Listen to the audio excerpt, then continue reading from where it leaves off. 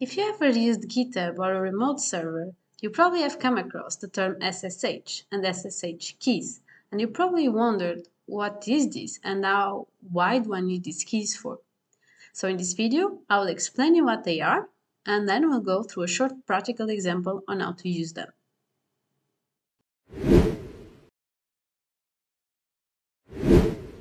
SSH stands for Secure Shell.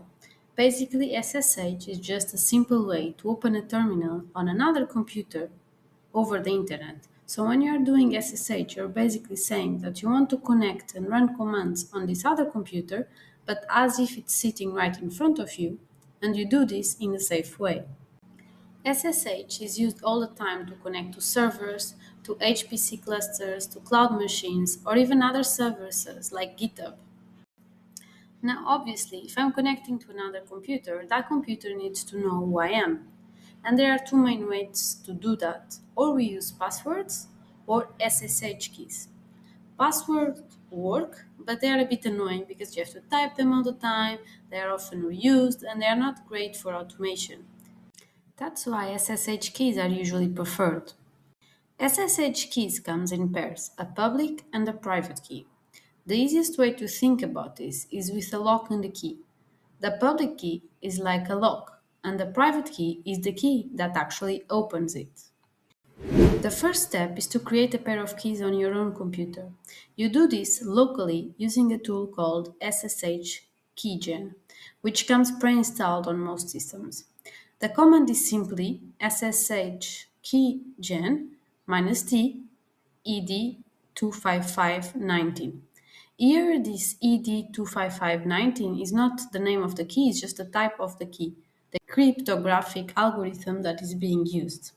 You might also see something called an RSA key. This is an older type of SSH key that was widely used in the past. It still works today, but it needs much larger keys to be secure and is generally slower. So for most modern systems, the ED25519 is the recommended default, and that's also what you'll see in most of the tutorials. This command creates two files, a public key and a private key. By default, they are given this standard name, ed25519, but you can rename them if you wish. After you create these files, you then give the lock, the public key, to the server that you are interested to connect to. For a regular server, you can just use this command, ssh copy id, your username at the server name. This will install your public key there in the server. But if you're using other servers like GitHub, for example, you will simply copy your public key and paste it into your account settings. And we will see how to do this later. You do this once, and then you don't need to do this ever again. And like this, the connection between your computer and that server in particular is set up. The private key you keep safely on your own computer, you don't send it to anyone, and then when you try to connect, the server actually checks, does this computer, your own personal computer, really has the key that fits in my lock? And if yes, you're allowed to get in and you enter the server. So to summarize, SSH is a secure connection that lets you control another computer. And the SSH keys are how the computer actually knows who you really are. So it's like a password, but without actually the hazards of a password. It's a more automatic way to connect to another computer. So let's practice. Let's generate some SSH key pairs. And we'll do this and we'll use them to connect to a server, which in this case will be GitHub. So I already have my Visual Studio Code open and the terminal. So first we'll step in the folder where the SSH keys are located, which is usually here. Okay. Here we can see that I already have some pair of SSH keys generated, but this is for another email, so we'll ignore these ones and we'll generate some new ones. So to do this, we'll do the command that we used before, which is ssh keygen -t ed 25519.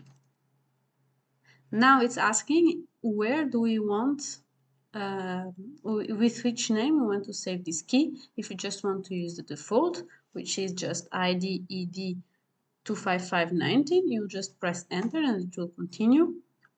And also if you want some passphrase to access this, usually I just ignore it and I don't use that, and I press enter when asked for these two questions.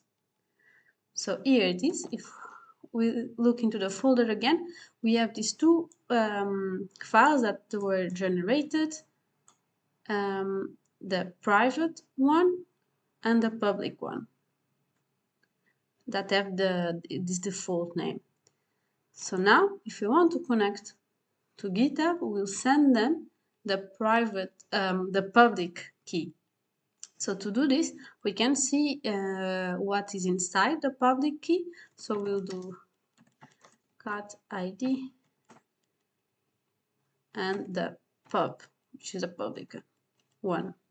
So we'll see that the key is here, and we'll just copy all of this line.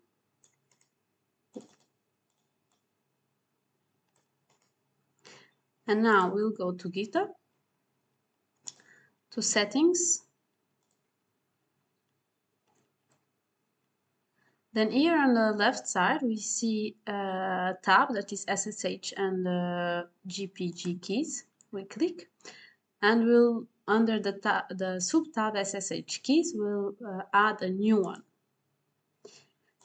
Then here we can have a title. I will call my Windows laptop because it's the computer that I'm currently using and where I have my private key.